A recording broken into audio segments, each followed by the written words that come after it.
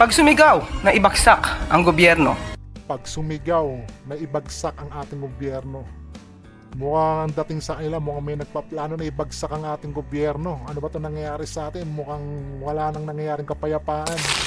At ayun na nga nangyari. Malacanang nagpaalala sa Duterte supporters na limitasyon sa kanilang protesta. Ano ba itong nangyayari sa ating bansa?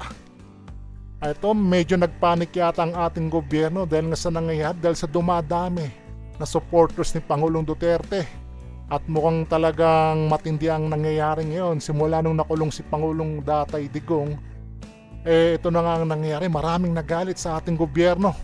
At ito, panoorin natin galing sa UNTV. At bago tayo magsimula, huwag nyo kalimutan na mag-subscribe sa ating channel upang maging update kayo sa ating mga bagong bidyong ilalabas. Tara, panoorin natin kung ano na to.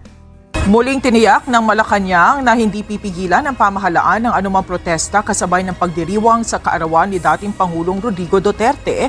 Kaarawan pala ni Pangulong Duterte, talagang maraming pupunta nito. Siyempre, ang daming talagang gustong makauwi si Tatay Digong na pinipilit talaga nila at gusto nilang makabalik uli sa Pilipinas. Ngayong araw, ayon kay Palace Press Officer Undersecretary Claire Castro, malaya ang lahat Ay no, ang daming taong nagpunta. na magpahayag ng kani-kanilang mga sentimiento. May paalala lamang ang Malacanang sa mga nagtitipon lalo na sa mga kontra sa administrasyon. Totoo naman talaga, malaya naman talaga ang ating bansa na magbigay ng komento. Diba, walang pwedeng humusga sa atin o makialam. Baga, free country tayo eh.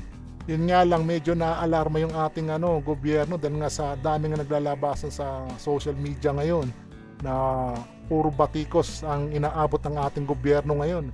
Sa tingin mo, bakit kaya? Ako, palagay ko lang sa tingin sa nangyari kay Tatay Digong simula nung dinala siya sa pulungan sa Netherlands, at talagang marami talagang nagalit na tao sa ating gobyerno dahil pwede nga naman na dito na lang ikulong, bakit kailangan pandalin doon sa Netherlands dahil hindi na nga tayo sakop ng ICC. Pero ito yung nangyari, talagang magpapanik talaga to yung ating gobyerno dahil ang napakadaming supporters ni Tatay Digong. Alam niyo na, sobrang dami. Ayun, ang dami. Nag-post pa nga si General Bato noong nakaraan doon sa Facebook niya na almost 100,000 yata yung nagpunta. Ganong kadami nagpunta sa rally na yun, sa protesta. Sinabayan pa ng kaarawan ni Duterte. Talagang ang dami nagpunta. Kaya ganong karami nagmamahal kay Tatay Digong.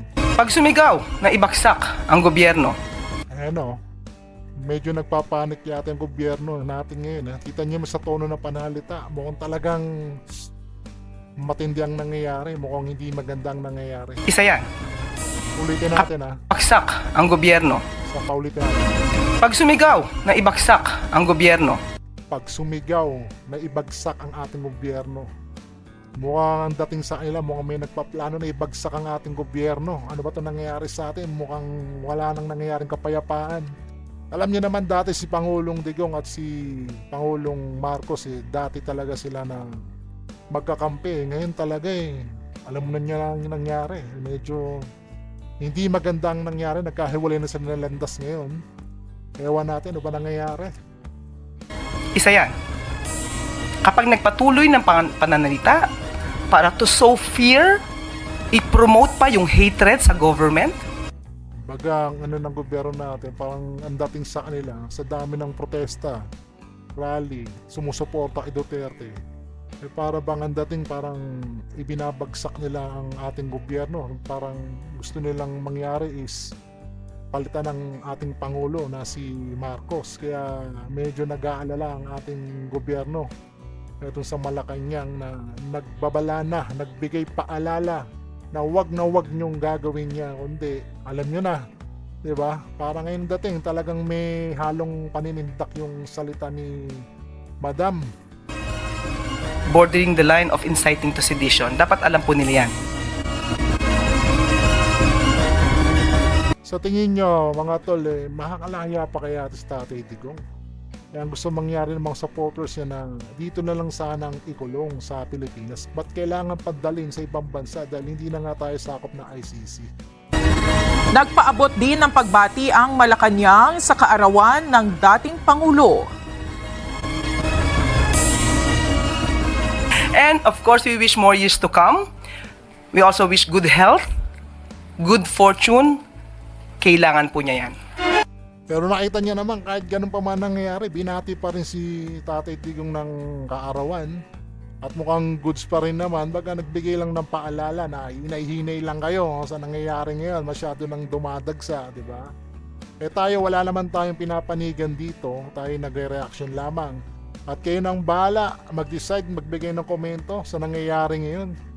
Eh sa tingin nyo ba, dapat bang magbigay ng paalala ang ating gobyerno sa nangyayari ngayon? Dahil sa sobrang dami na nga ng support si Tatay Digong na nagmamahal sa kanya, medyo nagpapanik ang ating gobyerno. Iniisip ng ating gobyerno baka pabagsakin ng ating gobyerno itong si Pangulong Marcos. Kayo na pong bahala. Huwag niyo pong kalimutan na mag-subscribe sa ating channel para maging update kayo ulit sa ating mga bagong video na ilalabas.